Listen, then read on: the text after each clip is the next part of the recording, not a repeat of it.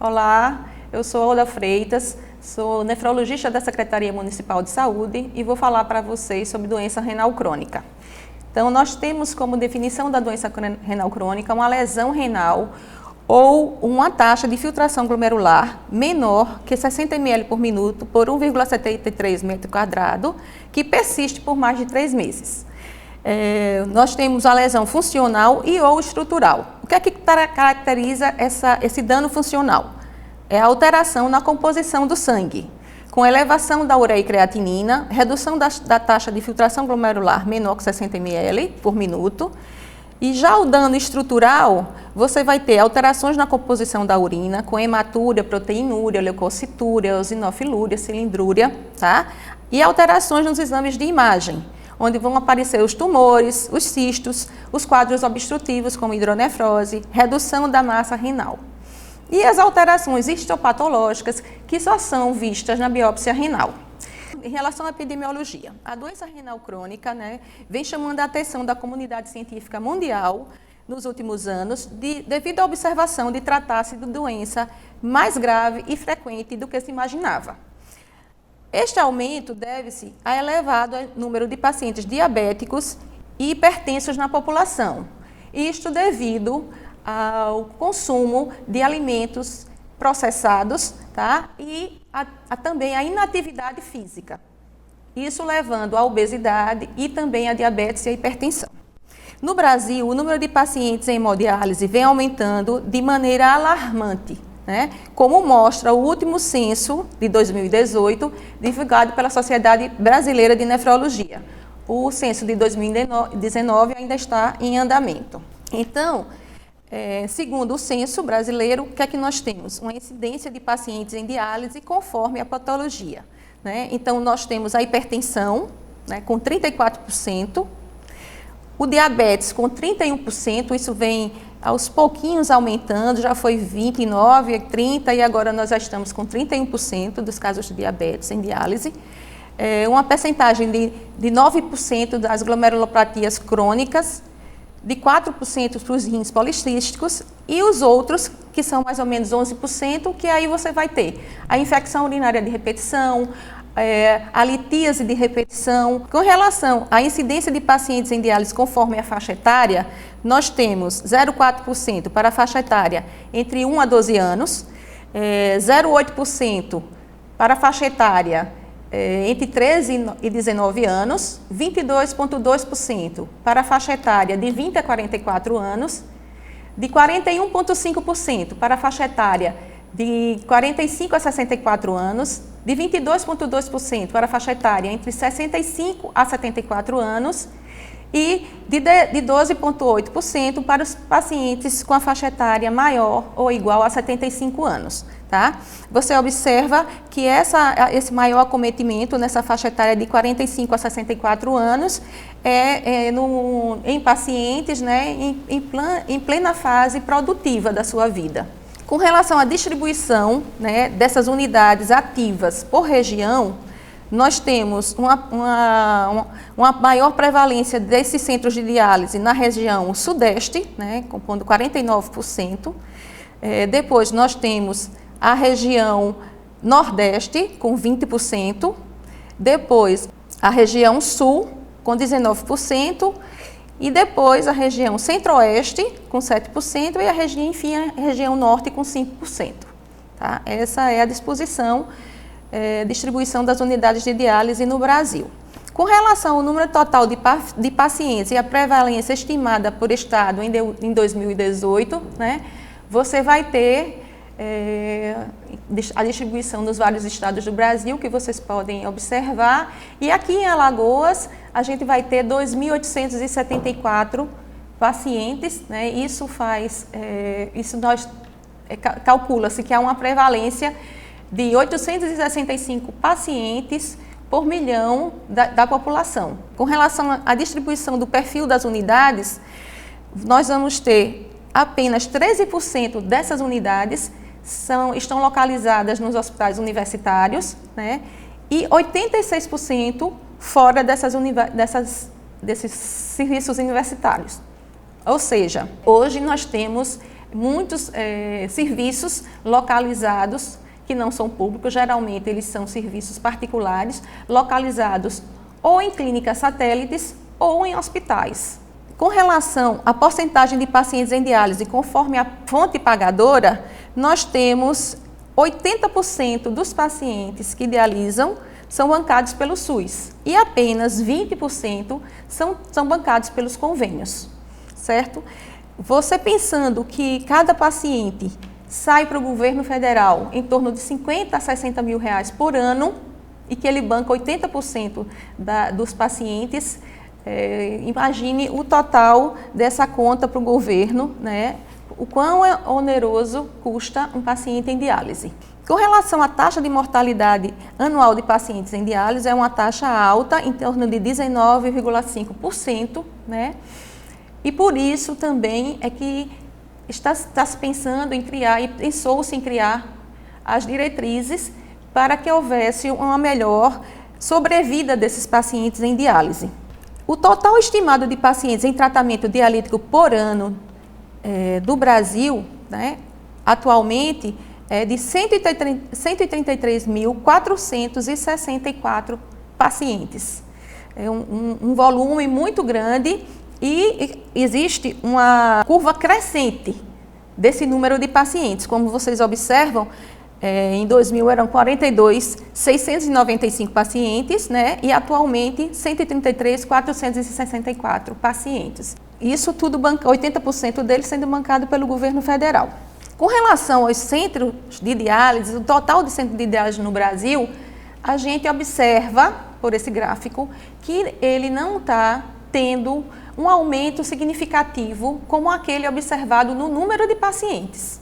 Tá? Então, isso causa uma grande preocupação, por quê?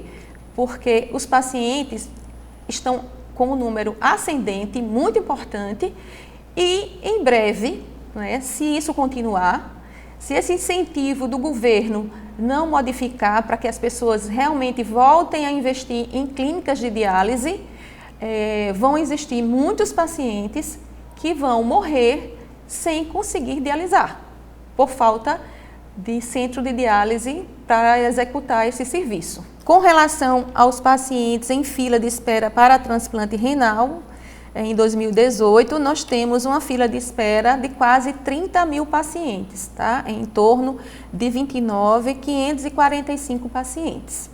O censo, é importante falar para vocês que o censo, ele se baseia, na verdade nós temos 788 centros de diálise, né, no país, e apenas 286 participaram do centro. Então, esses dados são uma estimativa, tá?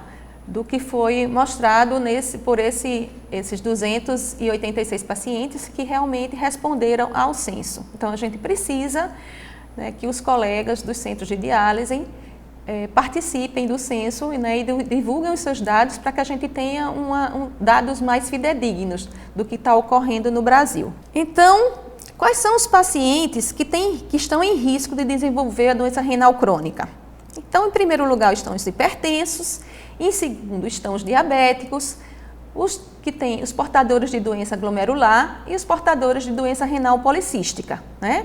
E quais são aqueles outros que têm fatores de risco para desenvolver essas doenças e outras doenças e evoluir com a doença renal crônica? Então, os pacientes portadores de nefrolitíase, aqueles que têm repetição, né, da litíase, e aqueles que têm histórico familiar, que por trás desse histórico familiar tem uma doença metabólica que precisa ser investigada e tratada. Infecções do trato urinário recorrentes, pacientes que têm 2 infecções urinárias em 6 meses, ou aqueles que têm em torno de mais de 3 infecções ao ano. Uso crônico de anti-inflamatório, que hoje na nossa sociedade é um grande problema, porque todos os pacientes idosos que têm artrose, que têm suas artrites, suas hérnias de disco, estão fazendo uso indiscriminado de anti-inflamatório não hormonal, né? Os pacientes portadores de hiperuricemia e gota, né, que devem ser tratados para não evoluir com hipertensão e insuficiência renal, tabagistas, os pacientes da raça negra, os pacientes com obstrução do trato urinário, seja por tumores, por litíase ou por quadros obstrutivos por conta da próstata.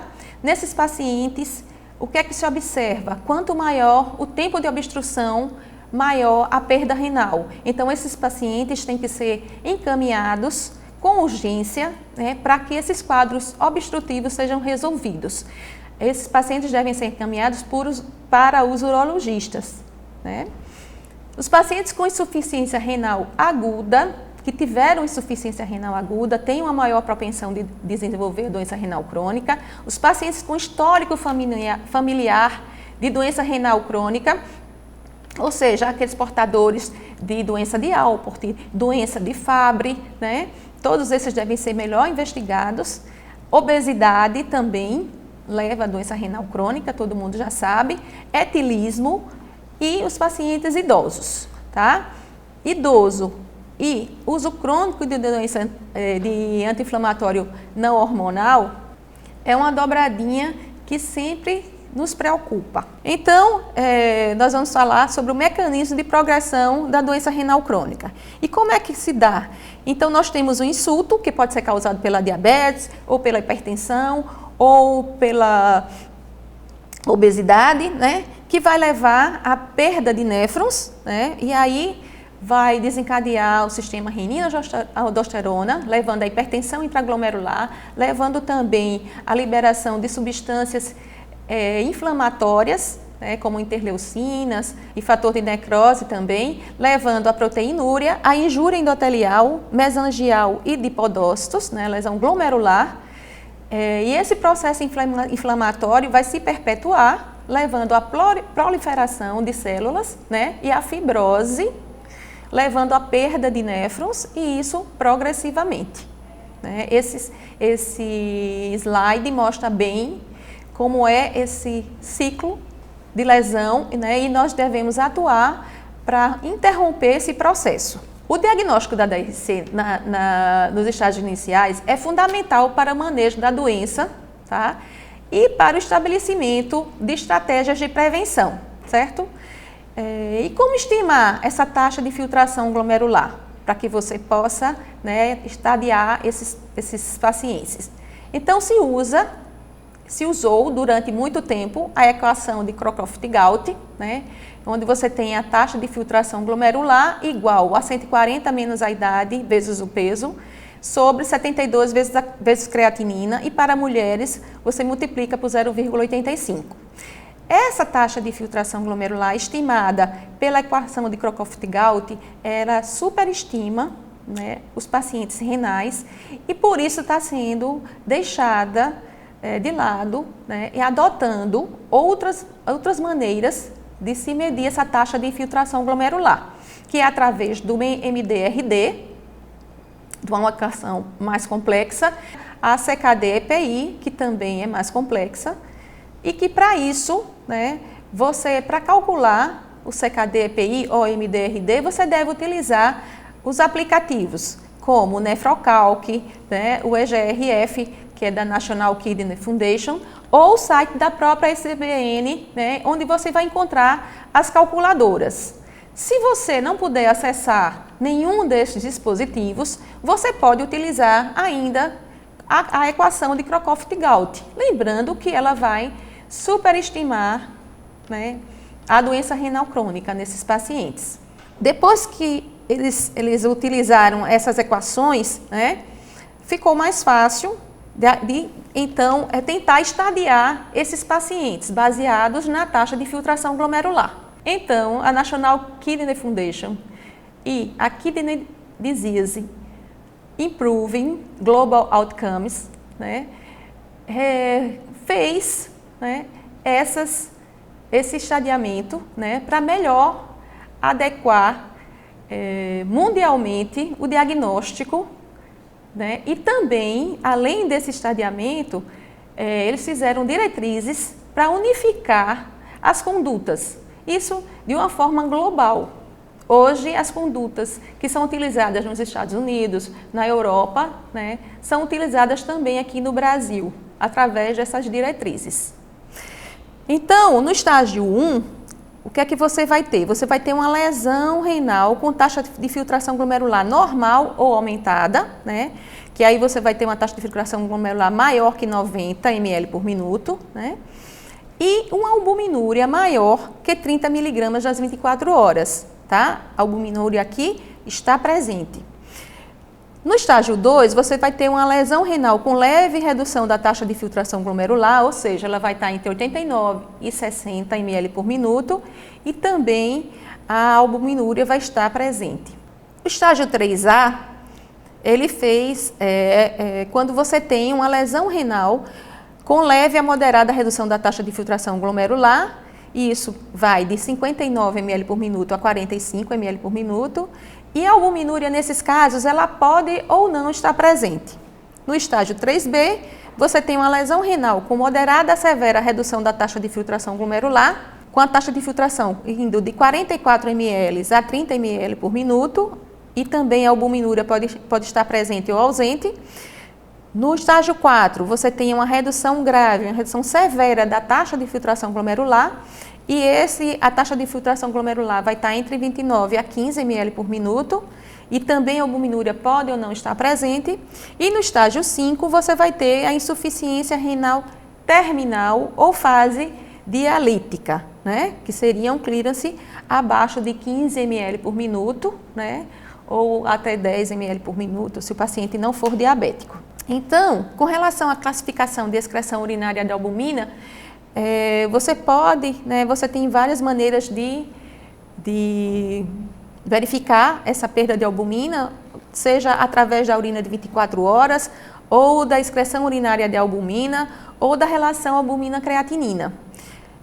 Avaliando os custos, o custo-benefício dessa forma e também a fidedignidade dos resultados, nós observamos que a excreção urinária de albumina, tá, é a forma mais barata e também segura de dosar a perda de albumina pela urina, a microalbuminúria, que vai, se for normal, menor que 30, microalbuminúria vai de 30 a 300 microgramas por grama, e se for maior que 300, a gente já considera a macroalbuminúria.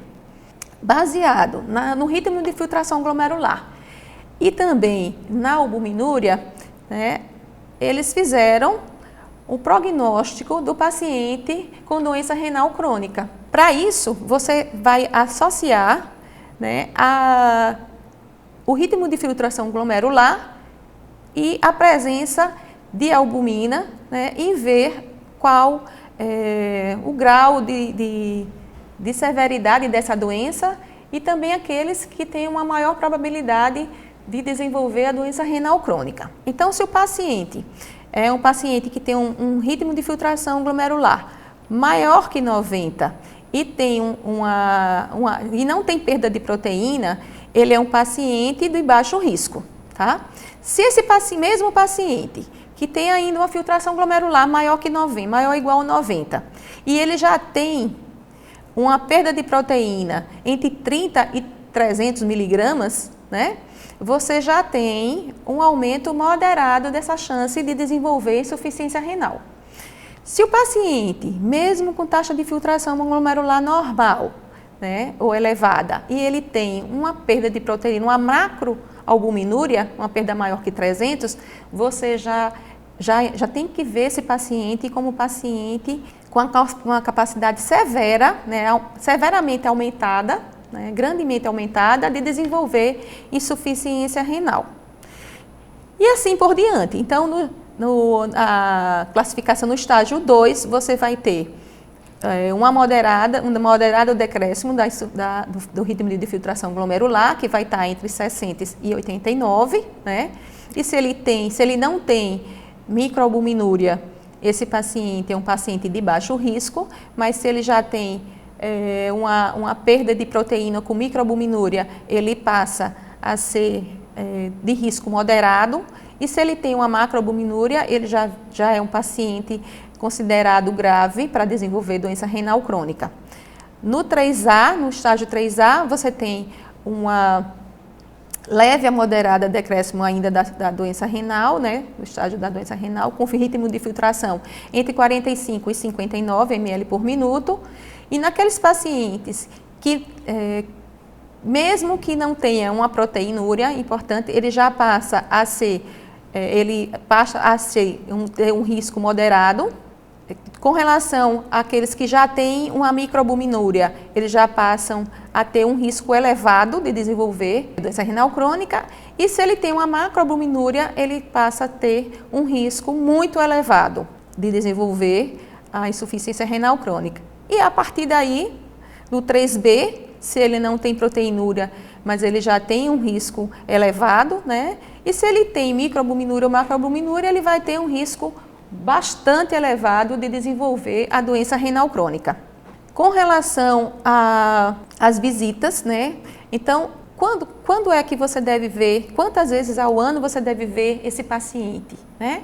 Então, a gente vê que existe uma relação do acometimento, se ele é um paciente de baixo, médio ou alto risco, e a sua frequência de visitas ao médico do posto ou ao nefrologista, dependendo da fase que ele se classifique. Então, nós vamos ter, no paciente que tem um ritmo de filtração aumentado, ele deve ser visto uma vez, né, por ano, mas se um paciente já tem uma microalbuminúria, se você começa a intervir nesse paciente, se for um paciente diabético e que você começa a tratá-lo com hipertenso, que já começa a fazer uso da ECA ou da angiotensina, você tem que pedir exame para ver se esse paciente realmente está respondendo ou se precisa adequar a dose desses antihipertensivos, né?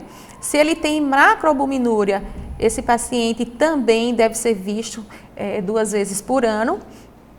Se o paciente já é do estágio 2, com um ritmo entre 60 e 69, o ritmo de filtração glomerular, e 89. E você não tem perda de proteína, você deve ver esse paciente, seguir ele a cada ano, né? E se ele já tem perda de proteína, você deve vê-lo pelo menos 2 vezes ao ano, dependendo da patologia, se você vai intervir ou não. E se ele tem uma proteinúria, uma macroalbuminúria, você tem que vê-lo pelo menos 2 vezes ao ano. No estágio 3A, você deve, se o paciente não tem proteinúria, você deve vê-lo pelo menos 1 vez ao ano. Se ele tem uma microalbuminúria, você deve vê-lo pelo menos 2 vezes ao ano. E se ele tem uma macroalbuminúria, você deve vê-lo pelo menos 3 vezes ao ano. E depois dessas fases, você vê que quanto mais próximo da fase dialítica, maior é o número de consultas a serem feitas anualmente. E quando encaminhar esse paciente ao especialista, né? Então, se ele está no estágio, dependendo da filtração glomerular, você vai ver se é um encaminhamento imediato, urgente, ou se é um encaminhamento de rotina. Então, se o paciente está no estágio 5, né? Ele manda que você encaminhe sempre que for diagnosticado, tá? E se o paciente estiver estável, ele manda você encaminhar de rotina. Como nós temos uma grande dificuldade de marcação desses pacientes pelo nosso sistema, tá? Na minha opinião, esse paciente tem que sempre ser imediatamente encaminhado, tá? De preferência, para o nefrologista ou para o centro de diálise. No estágio 4, ele também deve ser, sempre que diagnosticado, ele deve ser encaminhado com urgência, tá? Também, e se ele estiver estável, você pode, se já foram tomadas as medidas iniciais, aí você pode ter pode mandar ele pelo CORA, né? Sem tanta urgência, né?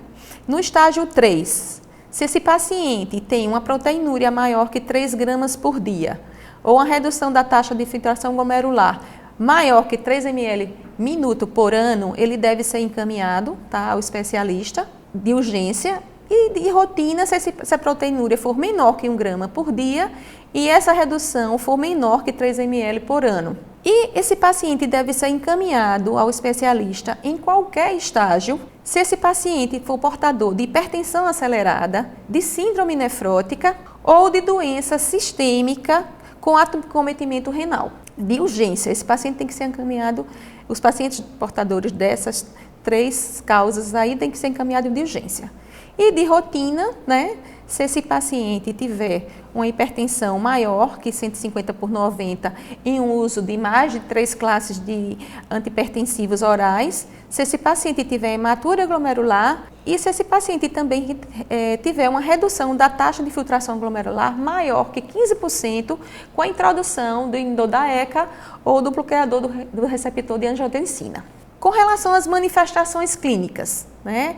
Nos estágios precoces até o estágio 3A, você vai ter apenas as manifestações da doença de base desse paciente, da hipertensão, do diabetes, né, da obesidade.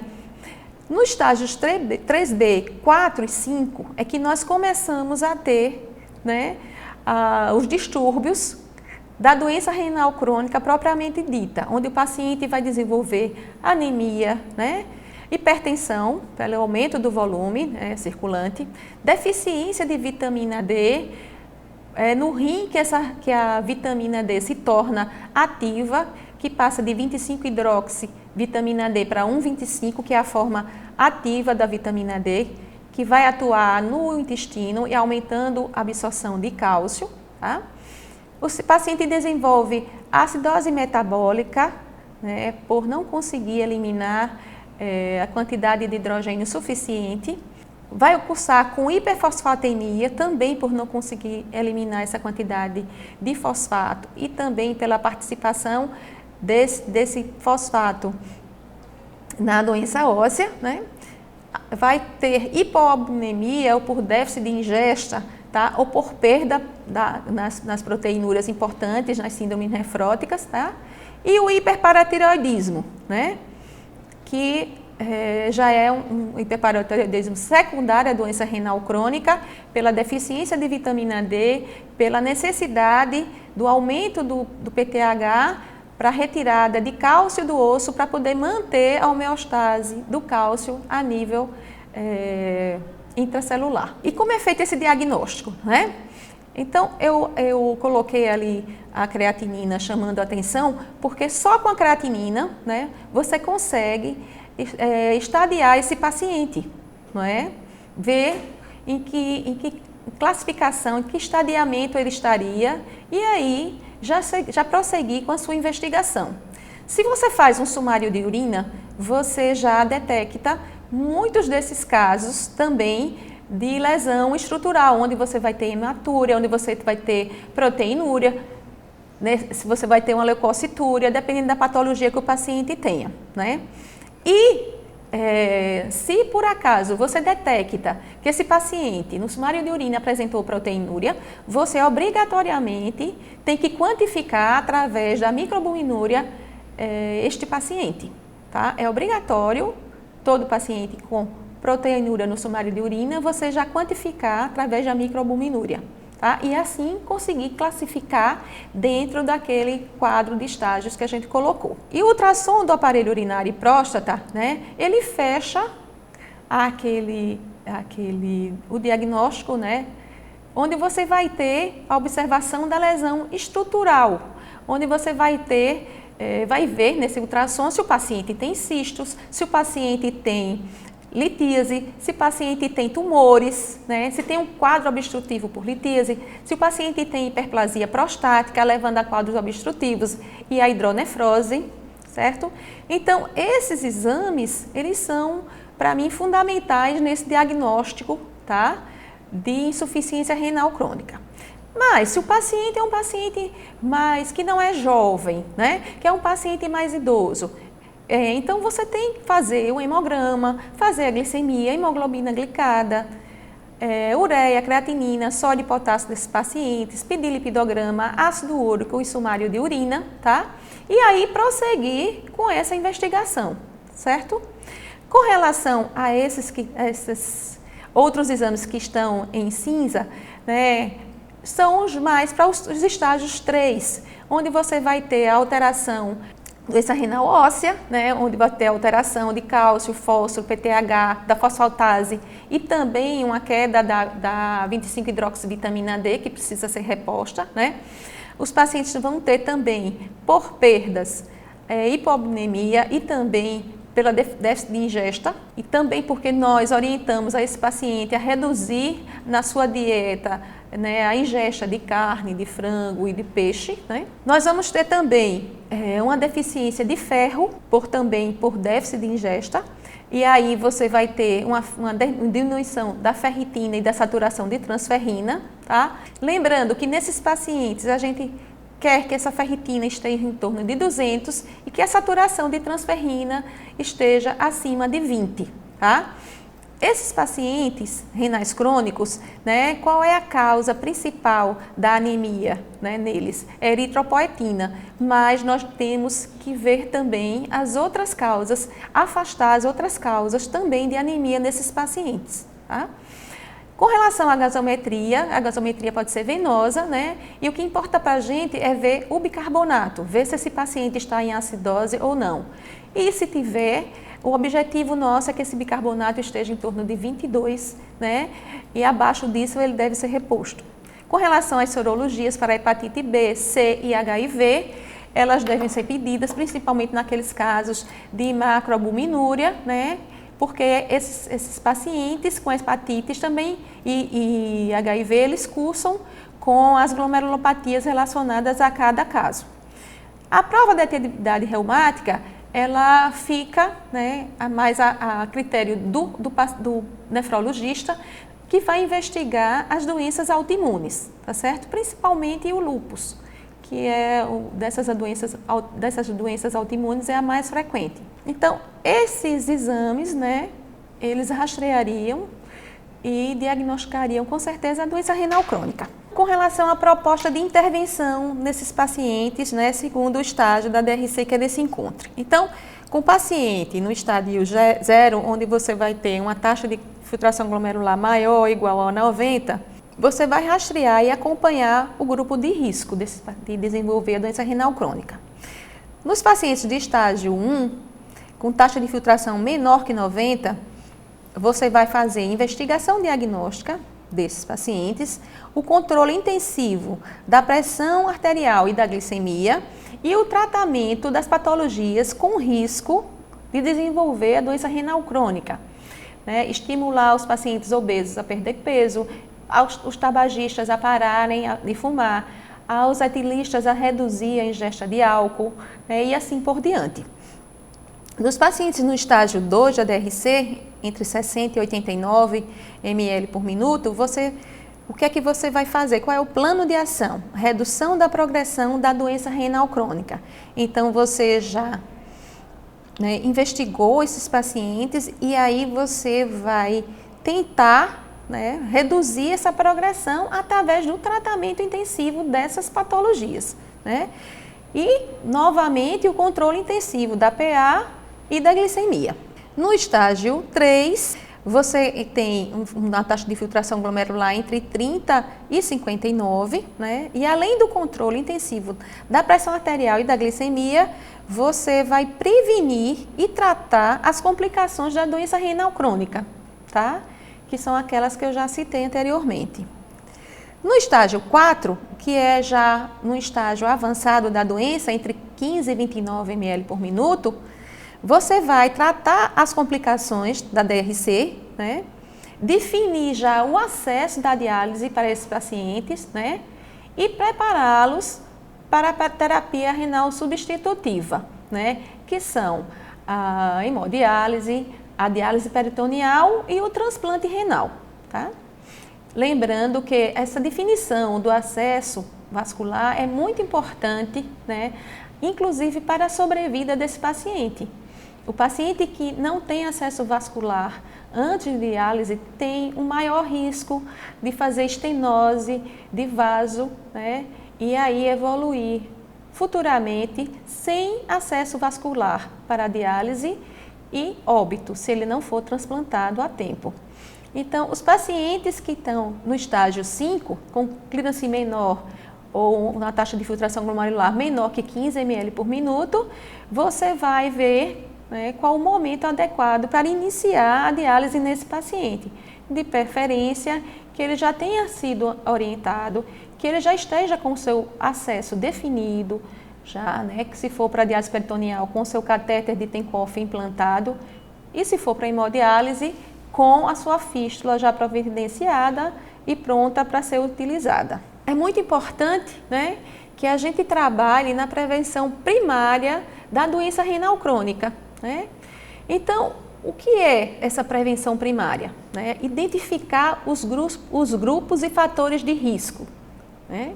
Rastrear esses pacientes com doença renal crônica, fazer o tratamento específico da doença renal de base, tá? Modificar o estilo de vida desses pacientes, principalmente incentivando a redução de peso, aos exercícios regulares, né? A ter uma dieta saudável, uma dieta rica em vegetais, em frutas, em fibras, né? E interromper o tabagismo, né? Que hoje existem os centros de referência para aqueles pacientes que são tabagistas serem encaminhados para realmente interromper, né? E a moderação na ingesta de bebida alcoólica, né? Lembrando que aqueles que fazem uso durante o final de semana, né, de uma quantidade excessiva de bebida alcoólica, mesmo que ele passe a semana inteira sem beber, ele também vai estar colaborando para a sua lesão hepática e posterior doença renal crônica, né?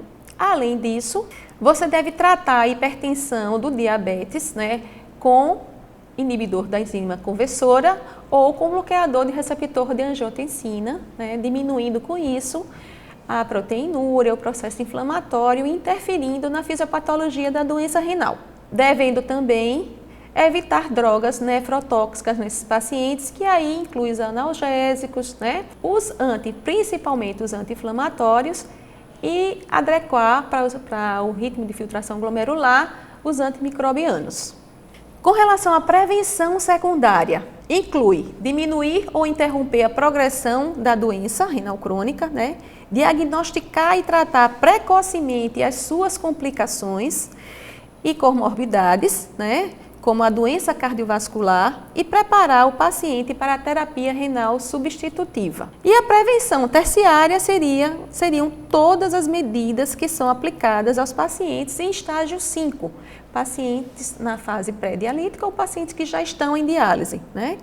E para isso foram criadas, como eu já citei, várias diretrizes clínicas, e a implementação destas orientações já tem apresentado impacto positivo na sobrevida dos pacientes em diálise. Então, com relação ao tratamento, nós temos que a eficácia no controle glicêmico da doença renal diabética, né, foi demonstrada tanto em pacientes com diabetes tipo 1 quanto em tipo 2, em diferentes fases da doença renal, tá? Então, os diabéticos, nós temos como o alvo para essa hemoglobina glicada, que ela seja menor que 7%, né, e entre os pacientes renais crônicos já em diálise, essa hemoglobina fica entre 7% e 8%. Nós podemos utilizar, né, de antidiabético, as sulfonilureias, né, onde você tem a glibenclamida, que não deve ser utilizada a partir do estágio 3, pelo risco de hipoglicemia. A glicazida e a glipizida podem ser usadas nos estágios 3 e 4. A glimepirida, que na dose de 1 mg pode ser usada nos estágios 3 e 4.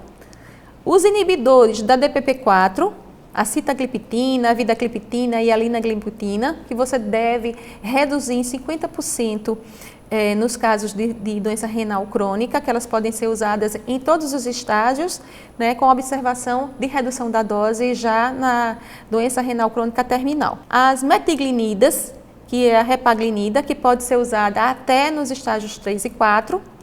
As biguanidas, a metformina, ela tem uma restrição. Alguns falam que você deve suspender a metformina com a taxa de infiltração glomerular maior que 60 ml por minuto. Se o paciente tem um clearance de creatinina menor que 30 ml por minuto, ele deve ter a metformina suspensa, pelo risco de acidose láctea.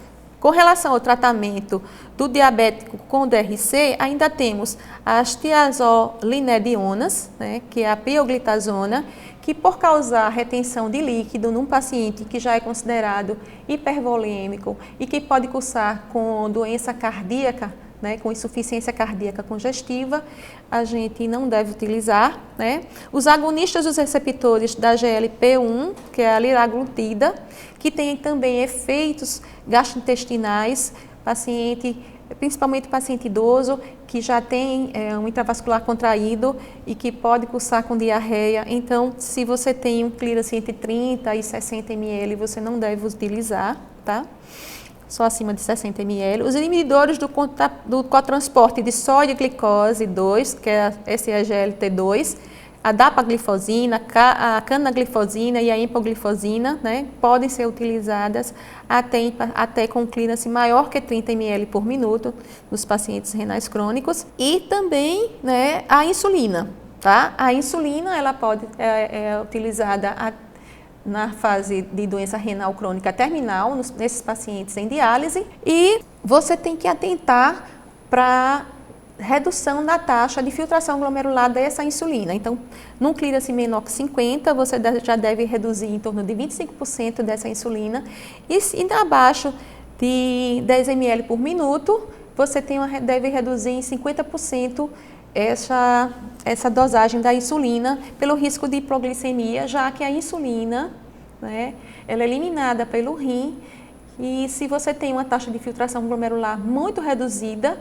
você vai ter, né, a permanência dessa insulina na circulação por um período maior de tempo. Em relação ao tratamento da hipertensão no paciente renal, né, o alvo dessa PA é em torno de 130 por 80, né?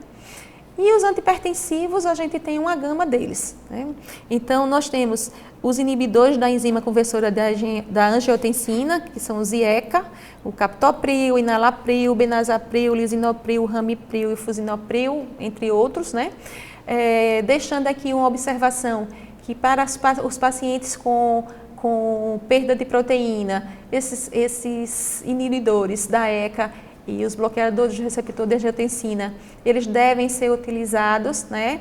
Se esse paciente já faz uso há um tempo prolongado, você não deve retirar, a não ser que esse clearance esteja abaixo de 30 ml e o paciente tem um risco maior de desenvolver hiperpotassemia.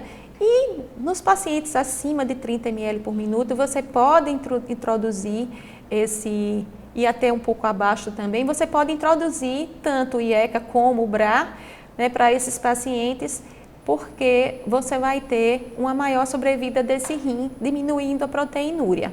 Porém, esses pacientes têm que ser seguidos mais de perto por conta, né, do risco de alteração da função por uma redução na taxa de filtração glomerular que essas medicações vão causar e pelo risco de hiperpotassemia, de hipercalemia. Falando só os bloqueadores do receptor de angiotensina que estão presentes no mercado, nós temos a losartana, temos a ibersartana, a valsartana, a olmesartana, a telmilsartana, a candesartana, a ibersartana, né?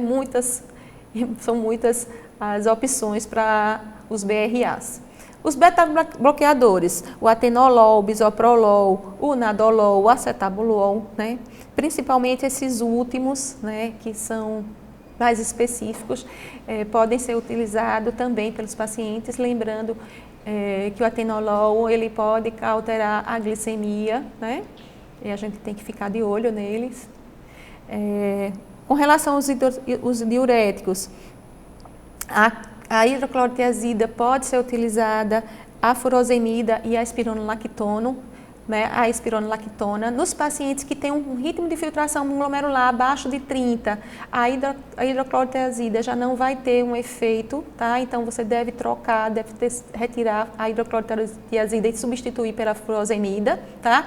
E nesses pacientes também com clearance abaixo de 30, muito cuidado ao usar a espironolactona pelo risco de hiperpotassemia, de hipercalemia. Nós também podemos usar os simpaticolíticos de ação central, que é a metildopa, a clonidina, os antagonistas alfa-adeninérgico, que é o prazosina, os vasodilatadores, que tem os vasodilatador arterial, como a hidralazina, e o arterial e venoso, que é o nitroprusiato, que que é só utilizado injetável, geralmente o paciente na UTI, tá? O que eu quero ressaltar é nesse controle pressórico que o que a gente mais vê são pacientes usando no máximo 3 drogas e com a pressão completamente alterada, com a pressão em níveis muito elevados, né?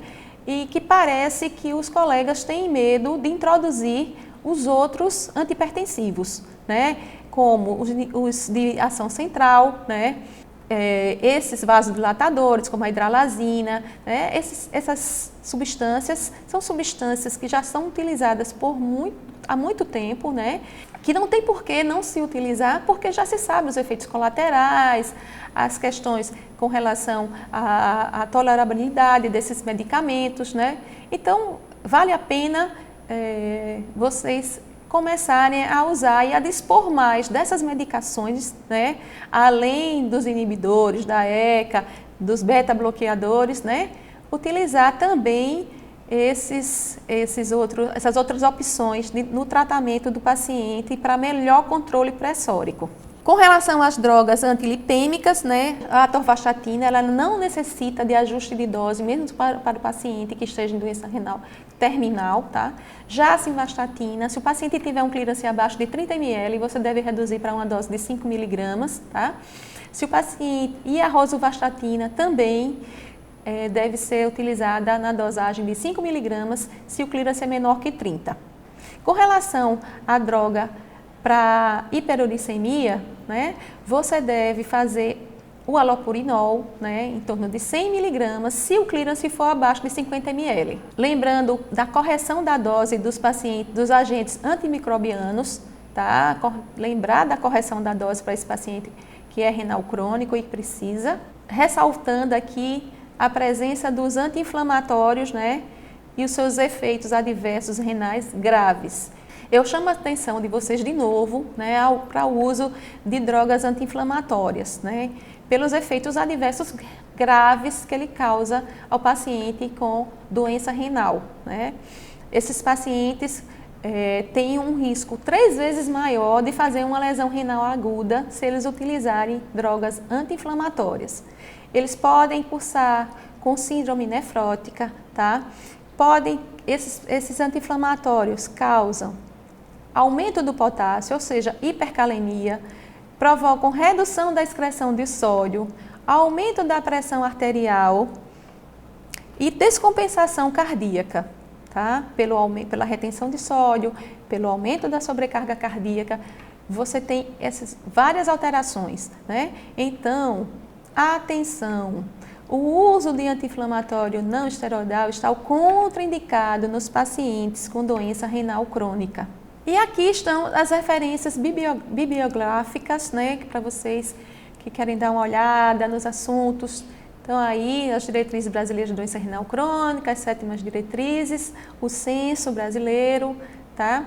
Nós fizemos também uma visita ao site do CADIGO para poder tirar essas informações que eu mostrei para vocês e é bem interessante. Então, vocês podem acessar e tem todas essas diretrizes da doença renal crônica lá para vocês de graça, certo? Eu espero que tenham gostado da aula. Obrigada.